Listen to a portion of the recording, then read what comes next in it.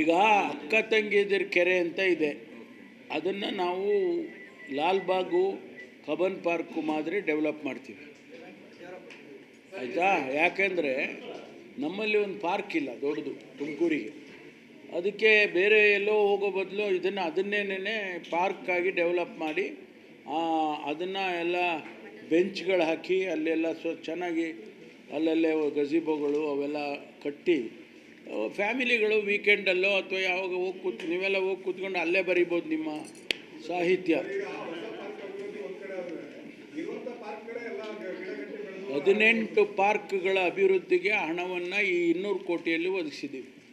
18 park, ಯಾಕಂದರೆ neglect ಆಗಿತ್ತು ಇಷ್ಟು ದಿವಸ ಅಂತ, ಅದನ್ನೆಲ್ಲ ಈಗ ನಮ್ಮ ಕಮಿಷನರ್ ಪಟ್ಟಿ ಮಾಡಿ ಅದಕ್ಕೆಲ್ಲ 1 ಕೋಟಿ 2 ಕೋಟಿ ಆ ರೀತಿ ಹಣ ಕೊಟ್ಟು ಅಭಿವೃದ್ಧಿ ಮಾಡೋದಕ್ಕೆ ಮಾಡ್ತಾಯಿದ್ವಿ. ಪಾಲಿಕೆಗೆ ಸಿಬ್ಬಂದಿ ಕೊರತೆ ಇದೆ, ನಿರ್ವಹಣೆಗೆ ತುಂಬ ಕಸ ವ್ಯಾಪ್ತಿ ತುಂಬ ಆಗ್ತಿದೆ, ಹೆಚ್ಚುವರಿ ಸಿಬ್ಬಂದಿಗೆ ಸರ್ಕಾರಕ್ಕೆ ಪ್ರಸ್ತಾವನೆ ಕಳಿಸಿದ್ರೆ ಇಲ್ಲಿಂದ ಕಾರ್ಪೊರೇಷನ್ನಿಂದ, ಇದು ಒಂದು ಕಾರ್ಪೊರೇಷನ್ ಸಮಸ್ಯೆ ಅಲ್ಲ, ಇಡೀ ರಾಜ್ಯದಲ್ಲಿ ಎಲ್ಲರ ಸಮಸ್ಯೆ ಇದು. ರೆಕ್ರೂಟ್ಮೆಂಟ್ ಪರ್ಮಿಷನ್ ಕೊಟ್ಟಿಲ್ಲ ನಾವು, ಈಗ ಅದನ್ನು ಪರಿಗಣಿಸ್ತೇವೆ. ಬಹುಶಃ ಬಡ್ಜೆಟ್ ಆದಮೇಲೆ ಹಣದ ಪರಿಸ್ಥಿತಿಯನ್ನು ನೋಡಿಕೊಂಡು ನಾವು ರೆಕ್ರೂಟ್ಮೆಂಟಿಗೆ ಚಾಲನೆ ಕೊಡ್ತೀವಿ. ನಾವು ಕಮಿಟ್ ಆಗಿದ್ದೀವಿ. ಏನು ಕಮಿಟ್? ಒಂದು ನಿಮಿಷ ತಡೆದ್ವಿ. ನಾವು 2.5 ಲಕ್ಷ ಸ್ಯಾಂಕ್ಷನ್ ಉದ್ಯೋಗಗಳು, ಸ್ಯಾಂಕ್ಷನ್ ಪೋಸ್ಟ್ಗಳು ಸರ್ಕಾರದಲ್ಲಿ ಖಾಲಿ ಇದ್ದಾವೆ. 2.5 ಲಕ್ಷ ಹಂತವಾಗಿ ಅದನ್ನು ಆದ್ಯತೆ ಮೇಲೆ ರೆಕ್ರೂಟ್ ಮಾಡ್ತೀವಿ ಅಂತ ನಾವು ಕಮಿಟ್ ಆಗಿದ್ದೀವಿ. ಅದನ್ನು ಮಾಡ್ತೀವಿ. ಈಗ ಶುರುವಾಗಿದೆ. ಈಗ ನಮ್ಮ ಪೊಲೀಸ್ ಇಲಾಖೆಯಲ್ಲಿ ಈಗ ನಿಮಗೆ ಗೊತ್ತು 545 ಸಬ್ ಇನ್ಸ್ಪೆಕ್ಟ್ರದು ನೆನೆಗುದಿಗೆ ಬಿದ್ದೋಗಿತ್ತು. ಹಿಂದಿನ ಸರ್ಕಾರ ಏನೂ ಮಾಡಿರಲಿಲ್ಲ. ಈಗ ಅದನ್ನು ಬಗೆಹರಿಸಿ ನಾವು ಈಗಾಗಲೇ ರೆಕ್ರೂಟ್ಮೆಂಟಿಗೆ ಎಲ್ಲ ಇದು ಆರ್ಡರ್ಗಳು ಕೊಟ್ಟು ಟ್ರೈನಿಂಗ್ ಕಳಿಸಿದ್ದೀವಿ. ಈಗ ಅವ್ರನ್ನ ಇನ್ನೂ 400 ಜನ ಅದು ಎಕ್ಸಾಮ್ ಆಗಿದೆ, ಅವರಿಗೂ ಇನ್ನೊಂದು 15 ದಿವಸ 20 ದಿವಸದಲ್ಲಿ ಆರ್ಡರ್ಗಳು ಕೊಡ್ತೀವಿ. ಯಾಕಂದರೆ ಸಿಂಧುತ್ವಕ್ಕೆ ಹೋಗಿದ್ವಿ ವೆರಿಫಿಕೇಷನ್ಗೆ. ಅದಾದಮೇಲೆ 600 ಜನ ಮತ್ತೆ ಸಬ್ ಇನ್ಸ್ಪೆಕ್ಟರ್ಗಳಿಗೆ ರಿಕ್ರೂಟ್ಮೆಂಟ್ ಕರಿತೀವಿ. ಹೆಚ್ಚು ಕಡಿಮೆ 1,500 ಸಬ್ ಇನ್ಸ್ಪೆಕ್ಟರ್ ರಿಕ್ರೂಟ್ಮೆಂಟ್ ಆಗುತ್ತೆ ಇನ್ನೊಂದು 3 ತಿಂಗಳ ಒಳಗೆ. ನೋಡೋಣ, ಇನ್ನೂ ನಾವು ಬಡ್ಜೆಟ್ ಡಿಸ್ಕಷನ್ ಮಾಡಿಲ್ಲ. ಕೇಂದ್ರ ಬಜೆಟ್ 1ನೇ ತಾರೀಕಿದೆ, ಭದ್ರಾ ಮೇಲ್ದಂಡೆದು 500 ಕೋಟಿ ಇನ್ನೂ ಬಿಡುಗಡೆ ಮಾಡಿಲ್ಲ ಅಂತ ಒತ್ತಾಯ ಆಗ್ತಾನೆ ಇದೆ. ಅಲ್ಲ, ಈ ಸರಿನೂ ನಾವು ನಿರೀಕ್ಷೆ ಇಟ್ಕೊಂಡಿದ್ದೇವೆ. ಈ ಸರಿನೂ ಕೂಡ ನಾವು ಭದ್ರಾ ಮೇಲ್ದಂಡೆಗೆ 5,300 ಕೋಟಿ ಏನು ಪ್ರಾಮಿಸ್ ಮಾಡಿದ್ರಿ, ಅದು ಸ್ಪೆಷಲ್ ಗ್ರಾಂಟ್ ಅಂತ ಮಾಡಿದ್ರಿ, ಅದನ್ನು ಕೂಡ ಕೊಡಬೇಕು. ಅದರ ಜೊತೆಗೆ GSTನಲ್ಲಿ Karnataka stand second in the country. ನಮ್ಮ ಪಾಲನ್ನು ನೀವು ಕೊಡಬೇಕು ಅಂತ ಹೇಳಿ ಒತ್ತಾಯ ಮಾಡ್ತೀವಿ. ಯಾಕೆ ಏನಾಗಿದೆ, ನಾವು ಟ್ಯಾಕ್ಸ್ ಜಾಸ್ತಿ ಕಟ್ತೀವಿ, ಅಭಿವೃದ್ಧಿಗೆ ಎಲ್ಲೋ ಕಡೆ ಕೊಡ್ತಾರೆ, ಉತ್ತರ ಪ್ರದೇಶನೋ ಮಧ್ಯಪ್ರದೇಶನೋ ಅದೇನೋ ಒಂದು ಫಾರ್ಮ್ಯುಲಾ ಇಟ್ಕೊಂಡಿದ್ದಾರೆ ಅವರು. ಆ ಫಾರ್ಮ್ಯುಲಾದ ಮೇಲೆ ಕೊಡ್ತಾರೆ. ಅದಕ್ಕೆ ನಾವು ಫಾರ್ಮುಲಾ ಏನಾರ ಇಟ್ಕೊಳ್ಳಿ, ಪ್ರಪೋರ್ಷನೇಟಾಗಿ ನಮ್ಗೆ ಕೊಡಿ ಅಂತ ಕೇಳ್ತಾ ಇದ್ವಿ. ಆಮೇಲೆ ಇನ್ನೊಂದು ತಳಿರಿ, ಬಸ್ ಸ್ಟ್ಯಾಂಡು, ನಮ್ಮ ಪ್ರೈವೇಟ್ ಬಸ್ ಸ್ಟ್ಯಾಂಡ್ ಇದೆಯಲ್ಲ, ಈಗ ಸರ್ಕಾರಿ ಬಸ್ ಸ್ಟ್ಯಾಂಡು ಏರ್ಪೋರ್ಟ್ ಥರ ಆಗಿದೆ ಅಲ್ವಾ? ಯಾರು ಹೇಳೋದೇ ಇಲ್ವಲ್ಲ ನೀವು? ಅಲ್ಲ ರೀ, ನೀವು ಹೇಳೋದೇ ಇಲ್ವಲ್ಲ. ಮತ್ತೆ ಚೆನ್ನಾಗಾಗಿದೆ ಬಸ್ಸಲ್ಲೆಲ್ಲ, ನಾವು ಚೆನ್ನಾಗಿ ಹೋಗ್ತೀವಿ ಅಂತ ಹೇಳಲ್ವಲ್ಲ? ಏಯ್, ಈ ಮಳೆಗಾಲದಲ್ಲಿ ಇನ್ನೇನು ಮಾಡ್ತವೆ? ಈಗೆಲ್ರಿ ಮಾಡ್ತವೆ? ಮಳೆಗಾಲದಲ್ಲಿ ಸ್ವಲ್ಪ ನೀರು ಬಂದಿತ್ತಪ್ಪ, ಅದೆಲ್ಲ ಟೆಕ್ನಿಕಲ್ಲು ಬಿಡ್ರಿ. ಬಸ್ಸಾಗಿ ಹೋಗ್ತೀರೇನ್ರಿ ನೀವು? ಈ ಮೊಸರಲ್ಲಿ ಕಲ್ಲು ಹುಡ್ಕೋದು ಬಿಡಿಯಪ್ಪ. ಸುಮ್ಮನೆ ಚೆನ್ನಾಗಿ ಮಾಡಿದ್ದೀವಿ, ನೀವು ಅಷ್ಟೊಂದು ಹಣ ಖರ್ಚು ಮಾಡಿ. ಯಾವ ಊರಾಗಿದೆ? ಅಲ್ಲ ರೀ, ಯಾವ ಊರಲ್ಲಿ ಬಸ್ ಸ್ಟ್ಯಾಂಡ್ ಯಾವ ಥರ ಇದೆ ಹೇಳಿ? ಸ್ವಲ್ಪ ತಳೀರಿ. ಯಾವ ಜಿಲ್ಲಾ ಹೆಡ್ ಕ್ವಾರ್ಟರ್ಸ್ನಲ್ಲಿ ಬಸ್ ಸ್ಟ್ಯಾಂಡ್ ಆ ರೀತಿ ಇದೆ ಹೇಳಿ?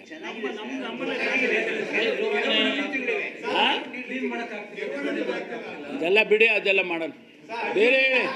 ಆಮೇಲೆ ಕೇಳ್ರಿ, ಸುಮ್ಮನೆ ಏನೇನೋ ಮಾತಾಡ್ತೀವಿ.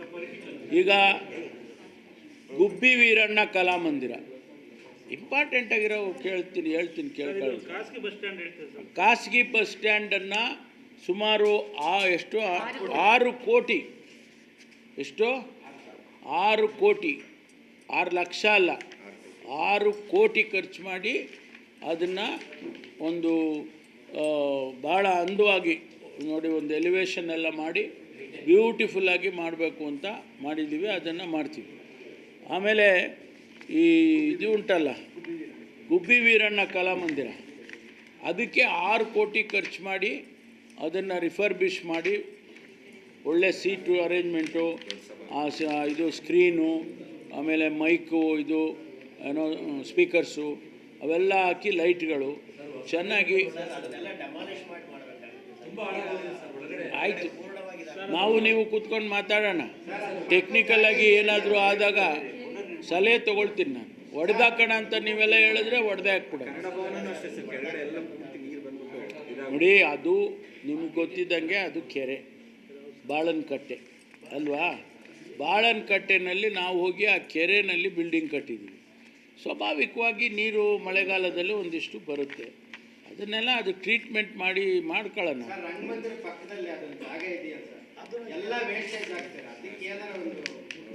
ಅದು ಕೋರ್ಟಲ್ಲಿದೆ ಅದು, ಅದಕ್ಕೋಸ್ಕರ ಅದನ್ನು ನಾವು ಮುಟ್ಟಕ್ಕೆ ಹೋಗಿಲ್ಲ. ಆಯಿತು, ಮತ್ತಿನ್ನೇನು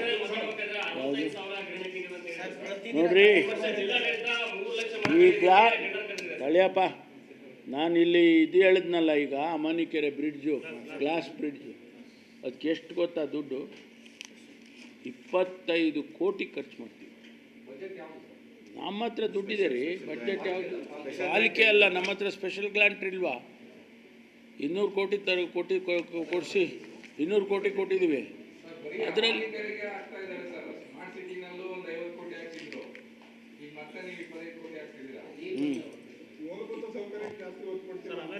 ಈಗ 137 ಕೋಟಿ 802 ರಸ್ತೆಗಳು ಟೌನ್ನಲ್ಲಿ ಎಲ್ಲ ಕಡೆ ಮಾಡ್ತೀವಿ.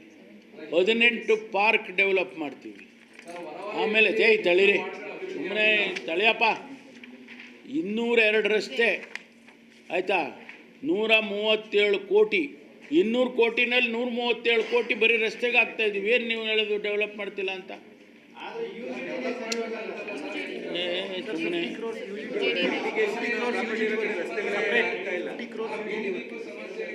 UGD ನೋಡ್ರಿ, UGD ಎಲ್ಲೆಲ್ಲಿ ಸಮಸ್ಯೆ ಇದೆ ಅದಕ್ಕೆ ಸಪರೇಟಾಗಿ 50 ಕೋಟಿ ಇಟ್ಕೊಂಡಿದ್ದೀವಿ.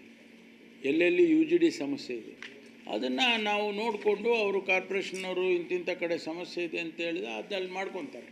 50 crores ಅದಕ್ಕೆ ಸಪ್ರೇಟಾಗಿ ಇಟ್ಟಿದ್ದೀವಿ, ಆಯಿತಾ? ಆಮೇಲೆ ಬ್ರಿಡ್ಜ್ಗಳು, ಚರಂಡಿಗಳು ಎಲ್ಲೆಲ್ಲಿ ಬ್ಲಾಕ್ ಆಗಿರುತ್ತೆ ಅದನ್ನು ಕೂಡ ಅದಕ್ಕೂ ಒಂದಿಷ್ಟು ಪ್ರೊವಿಷನ್ ಮಾಡ್ಕೊಂಡಿದ್ದೀವಿ ಅದಕ್ಕೆ. ಆಮೇಲೆ ಎಸ್ ಟಿ ಪಿ ಹಣ ಇಟ್ಕೊಂಡಿದ್ದೀವಿ, ಎಲ್ಲೂ ಕೂಡ ಇದಾಗಬಾರ್ದು ಅಂತ. ವಾರ್ಡು ಈಗ ರೀಆರ್ಗನೈಸ್ ಮಾಡಬೇಕು, ಅದು ಡಿಲಿಮಿಟೇಷನ್ನು ಅದೆಲ್ಲ ನೋಡಿ ಮಾಡಬೇಕು. ಅದನ್ನು ಇಲಾಖೆಯಿಂದ ಏನು ಡೈರೆಕ್ಷನ್ ಬರುತ್ತೋ ಅದ್ರ ಪ್ರಕಾರ ಮಾಡ್ತೀವಿ. ಒಂದು ವೇಳೆ ಚುನಾವಣೆ ಮಾಡಬೇಕು ಅಂತ ಅಂದ್ಕೊಂಡಿದ್ದೀವಿ, ಯಾವಾಗ ಆಗುತ್ತೆ ಗೊತ್ತಿಲ್ಲ. ನಮಗೆ ಏಪ್ರಿಲ್ ಮೇನಲ್ಲೋ ಜೂನ್ನಲ್ಲೋ ಮಾಡ್ಬೋದು. ಅದನ್ನು ಮಾಡ್ತೀವಿ, ನೆಕ್ಸ್ಟ್ ಆಯ್ತು ಅಂತ.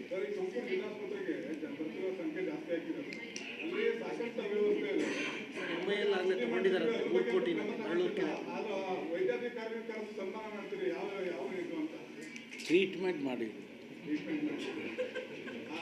ನೋಡಿ, ಆರ್ಥೋಪೆಡಿಕ್ಸು ಸರ್ಜನ್ನು ಅವನು 24/7 ಕೆಲಸ ಮಾಡಿ ಬ್ಯಾಲ್ಯ PHCನಲ್ಲಿ ಒಳ್ಳೆ ಕೆಲಸ ಮಾಡಿದ್ದಾನೆ ಅಂತ ಅವನಿಗೆ ಪ್ರಶಂಸೆ ಮಾಡಿದ್ದೀವಿ.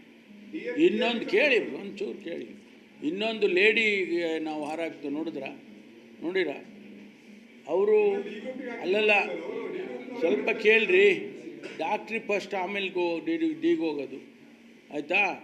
ಅವರು ರಾತ್ರಿ 1 ಗಂಟೆಯಲ್ಲಿ ಭಾಳ ಕಷ್ಟದಿಂದ ಬಂದಂಥ ಹೆಣ್ಮಗಳನ್ನು ಡೆಲಿವರಿ ಮಾಡಿ 24 hours ವಾಚ್ ಇಟ್ಕೊಂಡು DC ಅವರೇ ನೋಡಿದ್ದಾರೆ. She herself has gone and seen, surprise ಆಗಿ. ಅವರಿಗೊಂದು ಪ್ರಶಂಸೆ ಮಾಡಿದರೆ ತಪ್ಪ? ಹಾಂ, ಅಲ್ಲ ನೀವು ಹೇಳಿ, ಬೇಡ ತಪ್ಪು ಅಂದರೆ ನೆಕ್ಸ್ಟ್ ಇಯರಿಂದ ನಿಲ್ಲಿಸ್ಬಿಡೋಣ. ಮಾಡ್ತೀವಿ. ಈಗ ಅವರು ಮಳ್ಳೂರಿಂದ ಕೇಳಿದರು, 100 ಕೋಟಿ MIನಲ್ಲಿ ಸ್ಯಾಂಕ್ಷನ್ ಆಗಿದೆ ಮಳ್ಳೂರು ಕೆರೆ ಅಭಿವೃದ್ಧಿ, ಆಯಿತಾ. ಆಸ್ಪತ್ರೆಗೆ ಈಗ 130 ಕೋಟಿ ರೂಪಾಯಿ ಪ್ರೊವಿಷನ್ ಮಾಡ್ಕೊಂಡಿದ್ದೀವಿ ನಮ್ಮ ಮೈನಿಂಗ್ನಲ್ಲಿ. 130 crores ಮೈನಿಂಗ್ ಹೊಸದೇ ಕಟ್ಟಡನ ಹೊಡೆದಾಕಿ ಹಳೆದನ್ನು ಹೊಸದು ಮಾಡಬೇಕು ಅಂತ ಪ್ರಸ್ತಾವನೆ ಮಾಡಿ ಪ್ಲ್ಯಾನಿಂಗ್ ಎಲ್ಲ ಮಾಡಿ ಒಂದು ಬ್ಯೂಟಿಫುಲ್ಲಾಗಿ ತುಮಕೂರಲ್ಲಿ ಅಷ್ಟು ಬೆಸ್ಟ್ ಆಫ್ ದಿ ಹಾಸ್ಪಿಟ್ಲ್ ಸರ್ಕಾರದ್ದಾಗಬೇಕು ಅಂತ ಮಾಡ್ತಾಯಿದ್ವಿ. ಇನ್ನೇನು ಹೇಳಿ. ಅರೆ ಈ ಸಿಟಿ ಈಗ ತುಮಕೂರು ಸಿಟಿ ಚೆನ್ನಾಗಾದರೆ ಸ್ವಾಭಾವಿಕವಾಗಿ ಬೇರೆ ಬೇರೆ ತಾಲೂಕುಗಳು ಬೆಳೀತವೆ, ಚೆನ್ನಾಗಾಗ್ತವೆ. ತುಮಕೂರಿಗೆ ಎಲ್ಲರೂ 10 ತಾಲೂಕಿಂದ ಜನ ಬರ್ತಾರಲ್ವಾ, ಬರ್ತಾರ ಇಲ್ವಾ? ಈಗ ಬೆಂಗಳೂರಿಗೆ 35 ಜಿಲ್ಲೆಯಿಂದನೂ ಜನ ಬರ್ತಾರಪ್ಪ. ಬೆಂಗಳೂರು ಚೆನ್ನಾಗಿ ಇಟ್ಕೋಬೇಕೋ ಬೇಡವಾ? ಹಾಂ,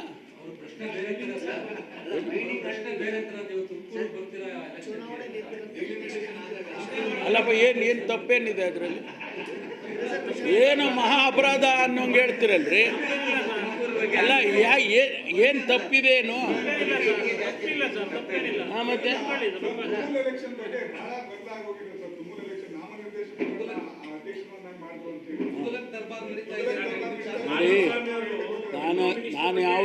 ನಾನು ಅದ್ರ ಬಗ್ಗೆ ಯಾವುದಕ್ಕೂ ನಾನು ಮಾತಾಡೋಕ್ಕೆ ಹೋಗಲ್ಲ.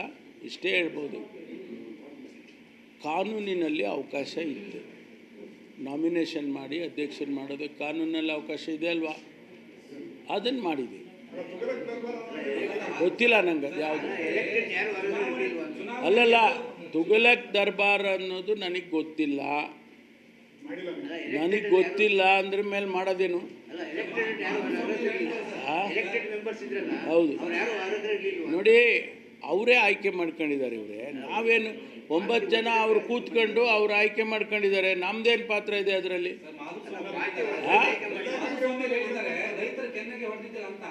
ಏನು ರೇಖೆ ಏನಾಯ್ತು? ಹೆಂಗೆ ಅದನ್ನ ಅವರು ಎಕ್ಸ್ಪ್ಲೈನ್ ಮಾಡಲಿ, ಆಮೇಲೆ ಉತ್ತರ ಕೊಡ್ತೀನಿ. ಹಾಂ, ಹೌದಪ್ಪ. ಈಗ ನಾಮನಿರ್ದೇಶನ ಮಾಡೋದಕ್ಕೆ ನಾಮನಿರ್ದೇಶನ ಮಾಡೋದಕ್ಕೆ ಪ್ರೊವಿಷನ್ ಇದೆ ಅಲ್ವಾ? ಆಯ್ತು, ಕಾನೂನಲ್ಲಿ ಅವಕಾಶ ಇದೆ ಅಲ್ವಾ? ನಾಮನಿರ್ದೇಶನ ಮಾಡಿದವರಿಗೆ ಅಧ್ಯಕ್ಷ ಸ್ಥಾನ ಕೊಡೋದಕ್ಕೆ ಕಾನೂನಲ್ಲಿ ಪ್ರೊವಿಷನ್ ಇದೆ ಅಲ್ವಾ? ಅದಕ್ಕೆ ಮಾಡಿದ್ವಿ.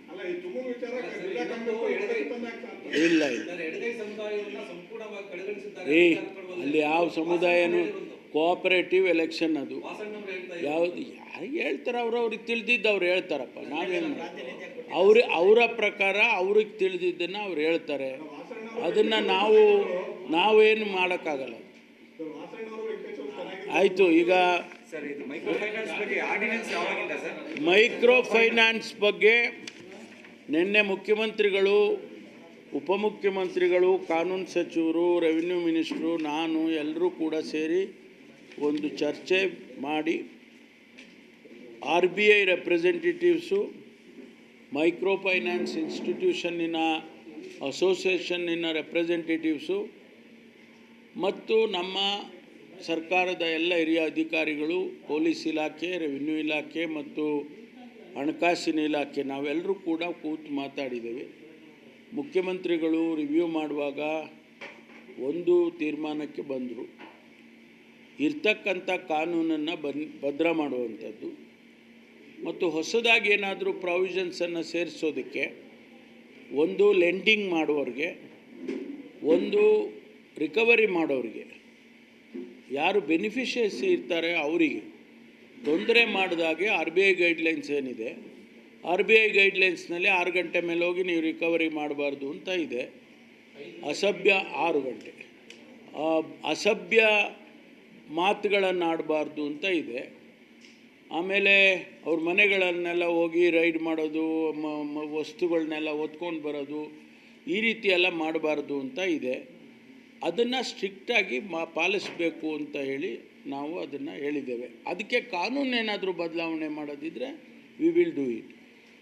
ಹೊಸದಾಗಿ ಮಾಡೋದಕ್ಕೆ ಈಗ ಕೆಲವು ಕಾನೂನು ತರಬೇಕು ಅಂತ ಏನು ಅಂದ್ಕೊಂಡಿದ್ದೀವಿ, ಅದನ್ನು ಆರ್ಡಿನೆನ್ಸ್ ಮೂಲಕ ತರಬೇಕು ಅಂತ ಅಂದ್ಕೊಂಡಿದ್ದೀವಿ. ಬಹುಶಃ ಇನ್ನೊಂದು ವಾರದಲ್ಲಿ ಆ ಆರ್ಡಿನೆನ್ಸನ್ನು ಮಾಡಿ ಇದು ಕ್ಯಾಬಿನೆಟಲ್ಲಿ ಅಪ್ರೂವ್ ಮಾಡಿ ಗವರ್ನರಿಗೆ ಕಳಿಸ್ಕೊಡ್ತೀವಿ. ಅದು ಭಾಳ ಕಠಿಣವಾಗಿರ್ತಕ್ಕಂಥ ಕಾನೂನು ಆಗಬೇಕು ಅಂತ, ಪೊಲೀಸ್ಗೆ ಎಕ್ಸ್ಟ್ರಾ ಪವರ್ ಕೊಡಬೇಕು ಅಂತ. ಯಾಕೆಂದರೆ ಪೊಲೀಸಿಗೆ ಇವಾಗ ಸುವಮೋಟೋ ಕೇಸ್ಗಳು ತೊಗೊಳೋಕ್ಕೆ ಅಧಿಕಾರ ಇಲ್ಲ. ಆದ್ದರಿಂದ ಅವರಿಗೆ ಸುವಮೋಟೋ ಕೇಸ್ ತೊಗೋಬೇಕು, IPCನಲ್ಲಿ ಏನು ಪ್ರೊವಿಷನ್ ಮಾಡಬೇಕು ಅದನ್ನು ನಾವು ಈ ಆರ್ಡಿನೆನ್ಸ್ ಮೂಲಕ ಅವರಿಗೆ ಕೊಡ್ತೀವಿ. ಕೇಂದ್ರ ಸರ್ಕಾರ ಇದನ್ನೇ ಚಿಂತನೆ ಮಾಡ್ತಾ ಇದೆ.